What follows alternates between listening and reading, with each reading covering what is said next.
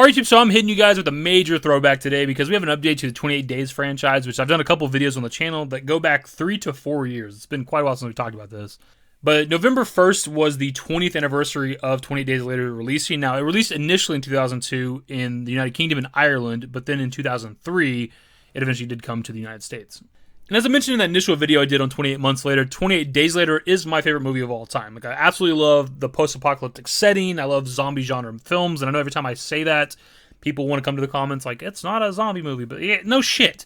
It's clearly not a zombie movie in the sense that it's people coming back to life and wanting to eat your flesh or eat your brains or whatever, like Return of the Living Dead, Night of the Living Dead, or whatever the case.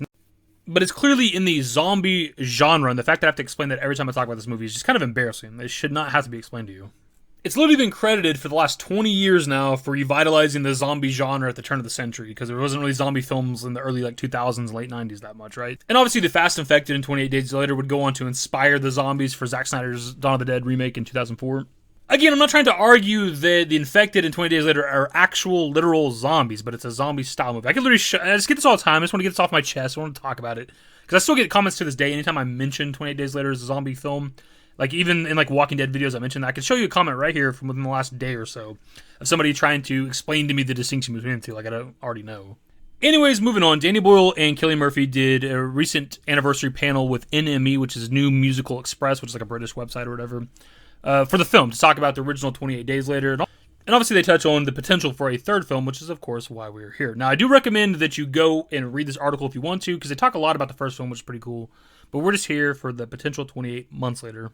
So we're just going to look over and read the parts I find interesting or that pertain to the third film, so let's hop into them. And this here's a quote from Danny Boyle talking about the first film. He says, "He wanders around London on his own and you just thought, oh my god, what an amazing idea. A deserted London. It's actually come to haunt us since COVID. We complain about how overcrowded cities are and about the stress, and then in an instant, life as we know it in many, many different forms can empty them." And I think it's a great point, right, to bring up the COVID thing, just because we have pictures like this from whenever COVID was really rampant, like Times Square, New York City, and there's just barely a soul in sight, right? Very much like a disaster film or post-apocalyptic film. And because of what we've all been through in the last couple of years now, it's the perfect time really to come back to the 28 Days franchise, right? Because we all kind of lived that a bit. Obviously, we weren't being mauled by rage-infected zombie things, but, we still kind of lived it. Now, this part we don't need to read, but I did want to highlight it just because Cillian Murphy puts emphasis on the fact that 20 Days Later was a breakout role for him, right? He was doing short films and indie films prior to that, and it's because of 20 Days Later they got to meet with Christopher Nolan and obviously went on to make some fantastic films with him. So right here we have Danny Boyle talking about the script that Alex Garland has, and I think he's had that script since 2015 or so. It's been a while since I watched my old videos, but something like 2015 or so. There's been a script out there for a while. Anyways, he says, "I'd be very tempted to direct it. It feels like a very good time, actually. It's funny. I hadn't thought about it until you just said it, and I remembered, bang, the script, which is again set in England, very much about England. Anyway, we'll see. Who knows?" So part of that's kind of some of the stuff he said in the past where he says, maybe it'll happen, who knows, type thing, right? Like, we've heard that before from him the last couple of years, actually. But the fact that he did say that it's still set in England, which is important because that's a big identity to these films, right? Like, I wouldn't want the 28 Days franchise to be anywhere else. But that's also the most we've ever known about this potential script that Alex Garland has. It's good to see that it's still set in England, like it needs to be. Now, whether or not it would follow up on this ending right here from 28 Weeks Later, or they'd even make a mention of anything that happened 28 Weeks Later, I don't know. And now, look, I say that because, obviously, 20 Weeks Later is a sequel to the first film, but it wasn't Danny Boyle and it wasn't Alex Garland, right? It was a completely different director and completely different writer and had no characters from the first film, nothing like that, right? It's almost like it's a movie set in the universe, but not a continuation of the first film, right? So I don't know if they would make a third film that would reference 28 weeks, or if they would just, pick up 28 months after the first film and that's it, and there's no mention of anything else. The next part's pretty interesting too, because we have Killian Murphy talking about the potential for a third film, which I'd never heard him discuss that before, but apparently like a year ago or so he's talked about it, maybe even before then, but this is the first time I've heard him talk about wanting to be a part of that third film. I think there's a problem with that in that I'm 20 years older, last Murphy, but every time I do bump into Danny or Alex, I always mention it, because I showed it to my kids recently some Halloween about 4 or 5 years ago, and they loved it. It really stands up, which is amazing for a film that's 20 years old. So yeah, I love the idea, and it's very appealing to me. A couple of things there that I want to touch on. For one, I love that it's been 20 years now, and Killian Murphy's gone on to have just an absolutely fucking amazing career, and he still thinks about this franchise. And I guess it makes sense because it was his breakout role, but the fact that every time he still bumps into Alex Garland or Danny Boyle, he brings it up hey, what's up with that third film, man? We ever going to do that? That's fantastic. I love that he's still a fan of that first film and wants to make another movie. But also him point out that obviously he's aged 20 years since that film. But I don't think he's like aged that much in his face, so to speak, right? Obviously he's literally aged 20 years. But if you do like a side-by-side of his character from 28 Days Later, it's like a more recent picture of him. I think it's from like Peaky Blinders or something. Like, it doesn't look that different, right? It's not like a drastic change. But even if you look up a picture of Killian Murphy from 2022, like, he doesn't look that much older in the face, I don't think. And they can obviously cover up any sort of aging they want to with, like, makeup. They could dye his hair if they need to. Cover it up digitally if they had to, or whatever the case. But also, the movie 28 Months Later would be taking place, like, 2 years and a couple months after the first film, right? You could obviously explain away a little bit of aging in his face from having to live in a post-apocalyptic world, so to speak, right? Like, that would obviously age you. Like, if you're having to live in an, air quotes, zombie apocalypse, you'd probably be stressed 24/7, so you'd age rapidly. So I don't personally think his age is that much of a factor, but I get what he's saying, but there's plenty of ways they could remedy that or make it make sense. Like, it's not a big deal.